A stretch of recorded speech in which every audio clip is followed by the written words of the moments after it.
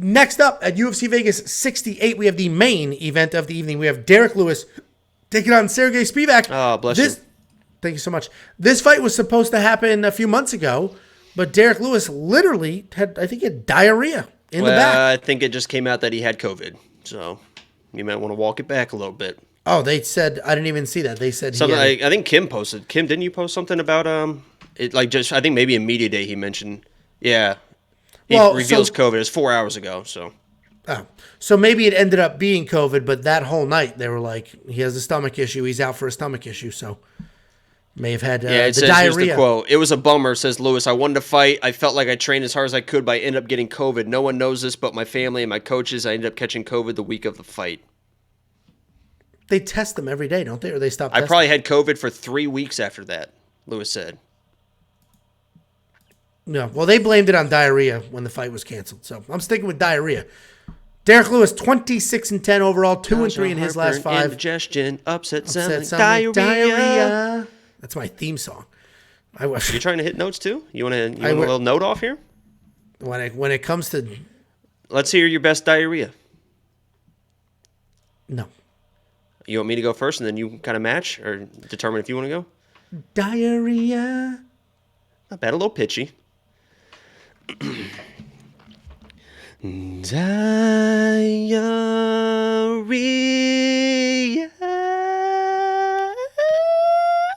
Nah, tried too hard. That sucked. No, that was a whistle at the end. That was a Mariah Carey whistle. It's probably so high pitched. I know my dog heard it, and I bet your dog heard it too. But it was so high pitched that that's next level stuff.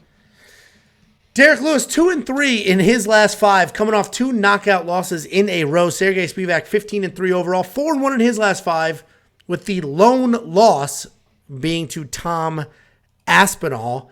Pretty straightforward breakdown. Very straightforward breakdown, as all Derrick Lewis breakdowns are. He's got power in his hands. He's got a very good get-up game. And if he can land, he will win. If he can't land, he will lose. It's essentially that simple. Couple of variables here. Well, first, Serghei Spivac is a big dude, and he's a big, lumbering grappler. He wants to come forward, close the distance, get on top. And I know we like to talk about Derrick Lewis just stands up, and there's YouTube videos dedicated to him just saying, oh, I'm done on the ground now. I'm just going to stand up. And he does do that, but Serghei Spivac is not these other people, right? Who has Derrick Lewis stood up on? Right? Not like Volkov. Like, not people that have the top pressure of Serghei Spivac. A lot of people like to say Derrick Lewis, he hasn't lost to a good grappler. He knocks out good grapplers. And the Curtis Blades knockout, that 100% he knocked out a very good wrestler. But Curtis Blades was piecing Derrick up on his feet. And then he got caught with that big uppercut shooting in the second. I think Serghei Spivac wins this fight. I think he comes forward, bullies it to the ground, and once he gets Derrick down, I don't think Derrick's just going to pop up like he has in the past, because Serghei Spivac is not some of these other people, right? He has really good top pressure and very good jiu-jitsu. The other big question mark here is there's that video of Derrick Lewis jogging. He looks lighter, skinnier, all of those things. Frankly, that may work against him in this fight, because Serghei Spivac's a bully grappler. And if he bullies Derrick down and Derrick's 30 pounds lighter, that's, might be a little harder for him to weasel up. And then the last thing that the Discord loves talking about is that Derrick Lewis has never lost in Vegas. I was talking to Josh, our web guy, earlier. His take on that was Derrick Lewis doesn't do well in front of crowds. His whole shot to stardom here happened in Vegas during COVID when he fought in Houston. He fought Cyril Gane, folded. When he came out his last couple of fights to a crowd, folded. So that's his take. That's not my take. I think Derrick Lewis loses this fight. I think Serghei Spivac comes in, gets it done. Minus 225. That's better odds than we got last time this fight was booked. The only reason I haven't jumped on it, and I did bet on it last time, I have not bet on it this time, is I just want to see the weigh-ins. I just want to see the weigh-ins before I officially decide. And this line's not really moving, so it doesn't matter anyway. Serghei Spivac's the pick. Probably going to have a bet on him. If you're a premium member, make sure your alerts are on so you see it when I place it. Jakey boy, I know you feel very strongly about this fight. Yeah, I just want to make one thing real clear.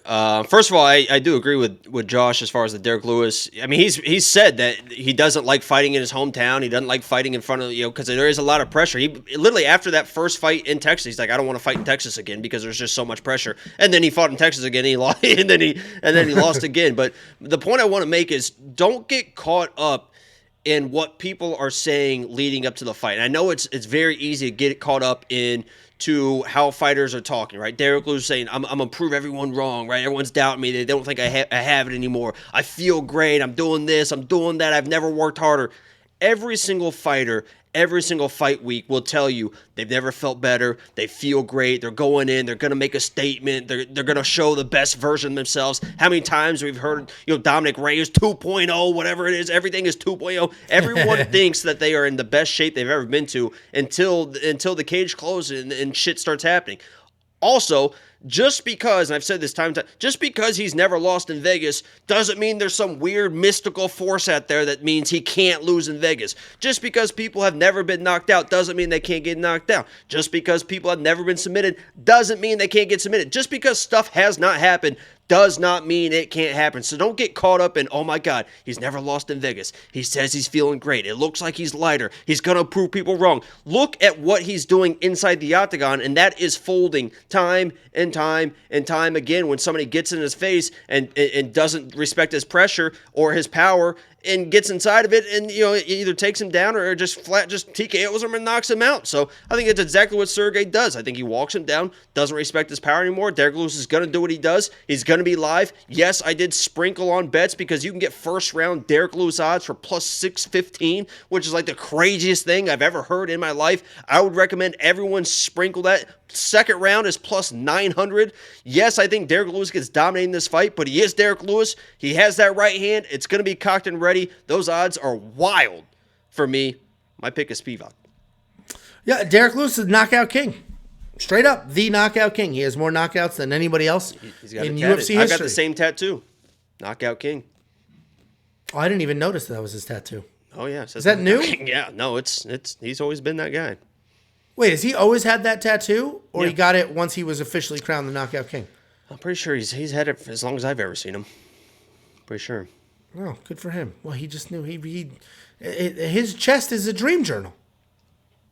He made it happen. Not a dream journal, the board. What's the board?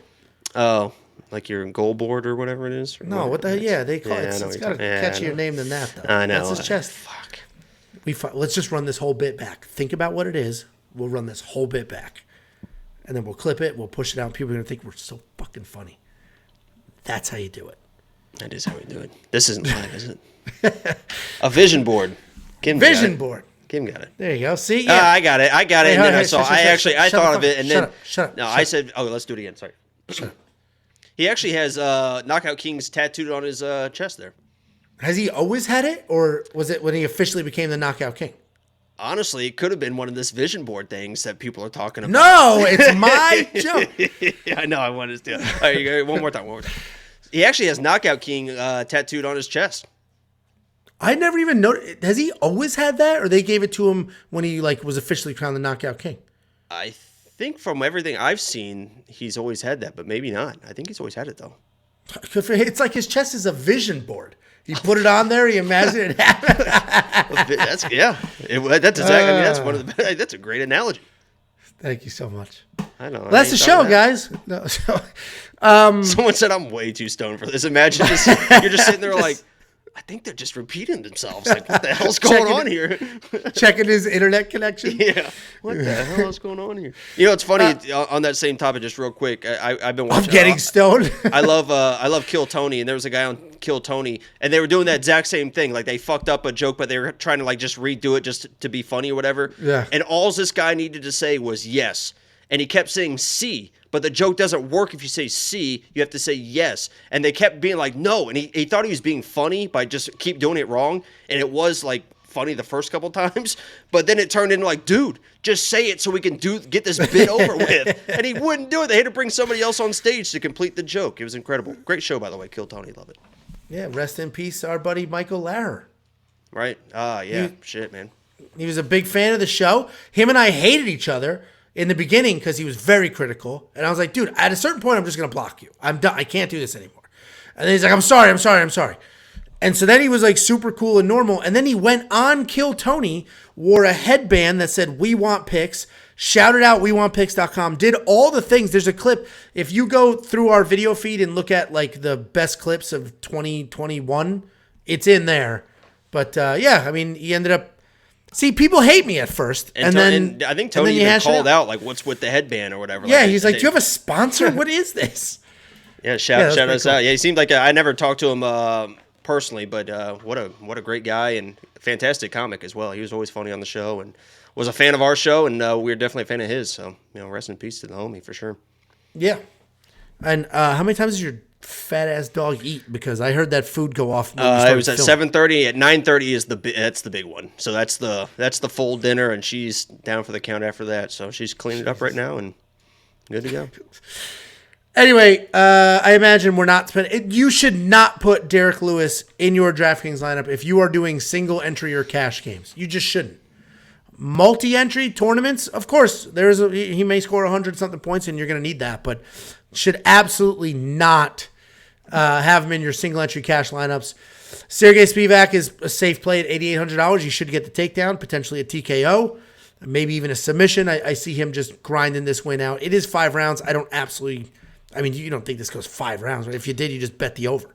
I honestly think that everyone should put at least a little bit of something on Derrick Lewis plus 600 for a first round knockout, plus 900 for a second round. I would, That's the only two. Well, I mean, I guess he did knock out Volkov at the very tail end of the third round. Yeah. So I guess he could keep it. But that was when he knew the fight. I mean, that was a 3-round fight too, so it's a little bit different too. But I mean, you can get plus 600 for a Derrick Lewis knockout. It's like, okay. I know. The line movement is interesting. It hasn't moved that much, especially considering this fight. What I like to see is what the odds are for fights that were booked, didn't happen, and then rebooked because Vegas wises up. They saw the movement. They know what the line, and then they reopen it. This essentially it hasn't moved. So they opened it here and it stayed here, which I'm surprised at because people hammered the Spivac line last time, and now they're not. And I don't know what the hesitation is. I don't know why this time around people are a little more conservative. Well, Derrick Lewis learned some takedown defense in the last 3 months, obviously. It only took him 37 years of his life to figure it out, but he's got it now. Figured it out. Well, the Monkey Knife Ice Strike line, I'm absolutely don't ever touch that in a Derrick Lewis fight. You just don't know what you're going to get. And he's one of the most low volume guys. He throws like nothing, and then eventually something lands, or it doesn't.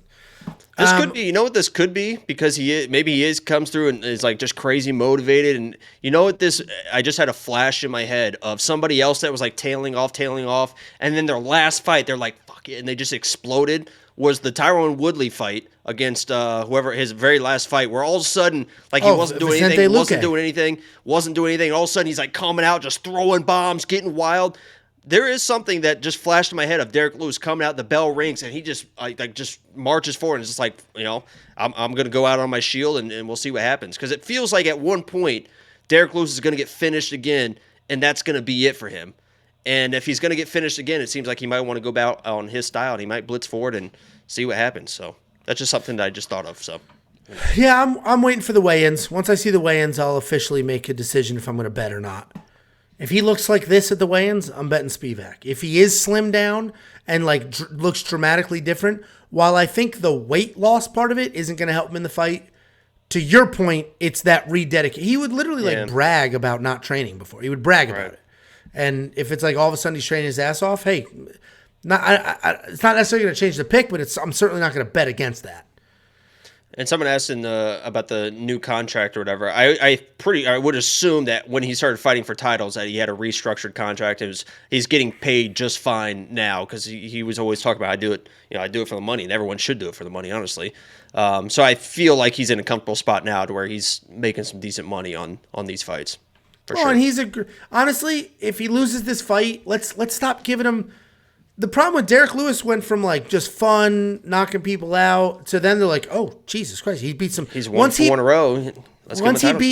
Once he beat Curtis Blades, that was basically the beginning of the end because they stepped up the level of competition there, and that's when it started to get harder and harder for him, where it's like if he loses this, just drop him back down, have him knock out these mid-tier heavyweights. Let's have fun with that. Give him the Felipe Lins of the world. Give him the Chase Shermans. Give him those people.